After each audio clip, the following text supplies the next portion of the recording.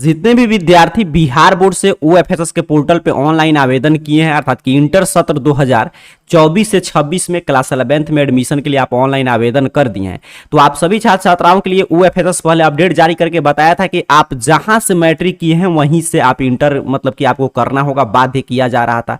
Slide up वगैरह की प्रक्रिया वगैरह समाप्त कर दिया था। बट आप जानते हैं, कल मैं आपको अपडेट आया था तो मैंने आपको जानकारी दिया था वीडियो बनाकर कि पटना हाईकोर्ट के द्वारा इस पर रोक लगा दिया गया। तो उसके बाद ओएफएसएस की तरफ से जो कल 7 को मेरिट लिस्ट आने वाला था उस पर रोक लग गया। नया अपडेट आया है, उस अपडेट की क्या मायने हैं आइए समझते हैं। यहाँ पे देखिएगा ओएफएसएस की तरफ से आज एक अपडेट जारी किया गया और यहाँ पे बताया जा रहा है कि जो भी विद्यार्थी ओएफएसएस पे ऑनलाइन आवेदन कर दिए हैं तो उनको देखिए शिक्षण संस्थान मतलब कॉलेज स्कूल के विकल्प में आप बदलाव कर सकते हैं। संकाय में मतलब आर्ट साइंस कॉमर्स जो आपको इच्छा हो बदल सकते हैं, अंतिम मौका दिया गया है। 8/6 से लेकर 11/6 तक अगर आप चाहते हैं कोई भी परिवर्तन करना अपने कॉमन एप्लीकेशन फॉर्म में तो आप उसमें बदलाव कर सकते हैं। ठीक है, आइए पूरे अपडेट को समझते हैं। उसके बाद मैं पूरा नामांकन की प्रक्रिया नया क्या होगा वो भी इस वीडियो में समझा दूंगा, ध्यान से देखिएगा।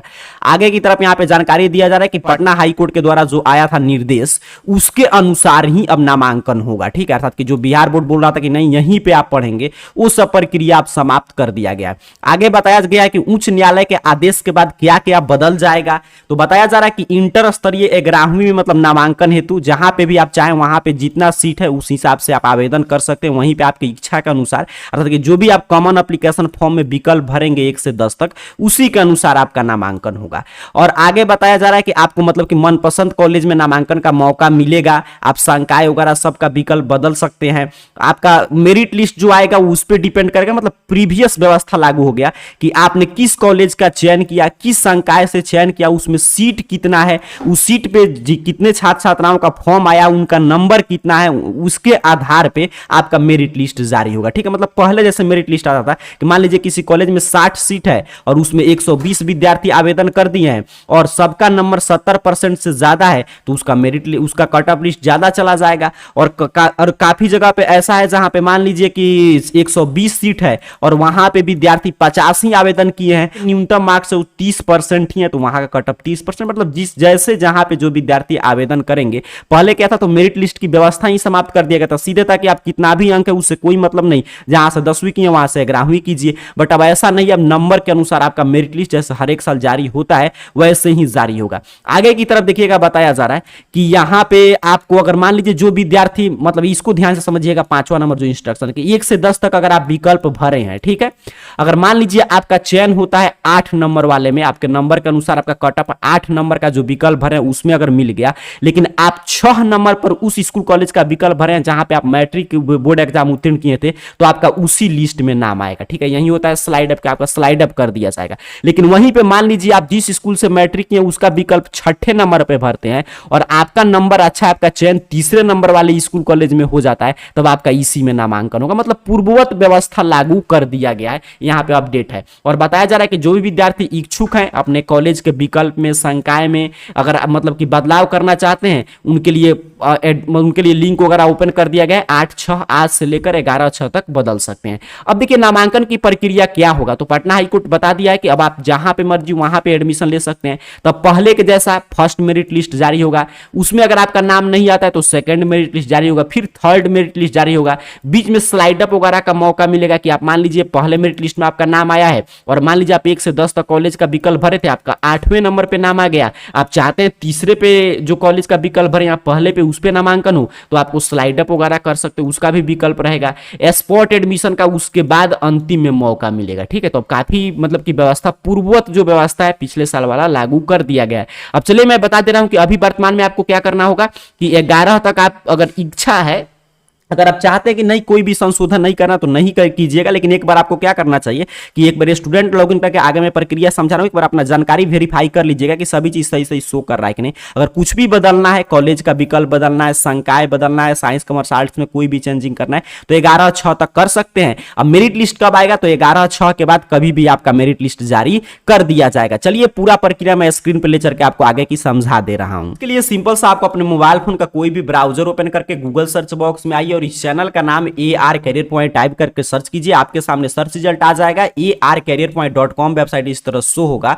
सिंपल सा आपको इस वेबसाइट पे क्लिक कर देना है। यहाँ पे आप जैसे ही क्लिक करेंगे आपके सामने देखिए ऑफिशियल वेबसाइट इस रूप में ये ओपन कर देगा। यहाँ पे आइएगा नीचे की तरफ, यहाँ पे हर एक अपडेट है। पटना हाईकोर्ट का जो फैसला आया था वो यहाँ पे है।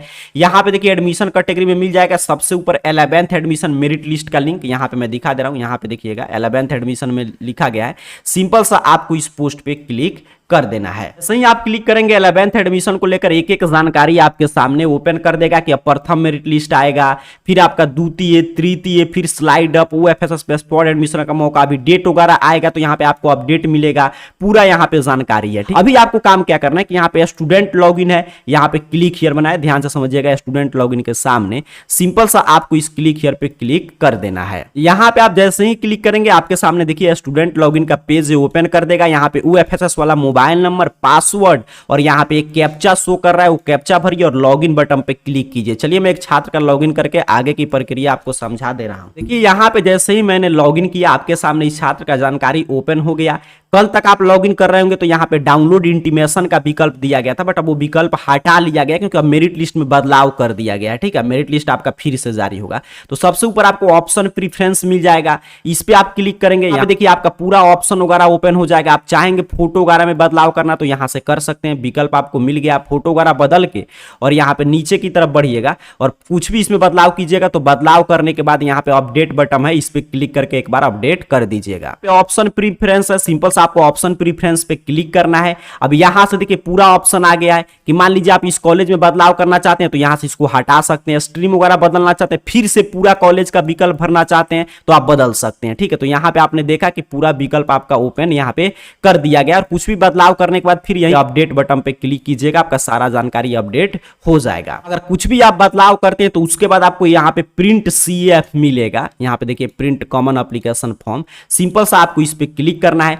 आपके सामने देखिए आपका एप्लीकेशन फॉर्म प्रिंट करने का ये ऑप्शन ओपन कर देगा। इस पे क्लिक करके PDF वगैरह डाउनलोड कर लीजिएगा और यही है बारकोड नंबर जिससे आप अपना इंटीमेशन लेटर आएगा तो डाउनलोड करेंगे। तो यहां से इसको आप PDF के रूप में डाउनलोड कर सकते हैं और यहाँ पे नीचे की तरफ ये पढ़कर अपना पूरा जानकारी मिला लीजिएगा। अगर आप स्ट्रीम वगैरह में बदलाव किए होंगे तो यहाँ पे चेक कर लीजिएगा कि आपका जो है ये सभी कॉलेज वगैरह विकल्प में बदलाव हुआ है कि नहीं, आपका सभी जानकारी यहाँ पे सही सही शो कर रहा है कि नहीं। इसका जो अपडेट आया है उस अपडेट को सिंपल भाषा में आपको समझाऊं तो पटना हाई कोर्ट का जो फैसला आया था उसको यूएफएसएस एक्सेप्ट कर लिया है। अब उसी के अनुसार आपका नामांकन होगा। मनपसंद स्कूल कॉलेज में आपको नामांकन का मौका मिलेगा। जिस रूप में अपने कॉलेज का विकल्प और संकाय का आप चयन करेंगे, ये नहीं कि आपको अब जबरदस्ती फोर्स नहीं किया जाएगा कि आप जहां से 10वीं के वहीं से 11वीं करेंगे। जिस रूप में आप विकल्प का चयन करेंगे वहां पे आपका जो भी कट ऑफ वगैरह मैच करेगा, मतलब पूर्ववत व्यवस्था जो पहले से चला आ रहा था कि कट ऑफ आएगा उसमें जिन भी छात्र छात्राओं का नाम होगा वो जाकर नाम लिखाएंगे, फिर आपका प्रथम मेरिट लिस्ट आएगा, द्वितीय, तृतीय, उसी रूप में व्यवस्था लागू कर दिया गया। जो नया व्यवस्था यूएफएसएस लागू किया था उसको समाप्त कर दिया गया।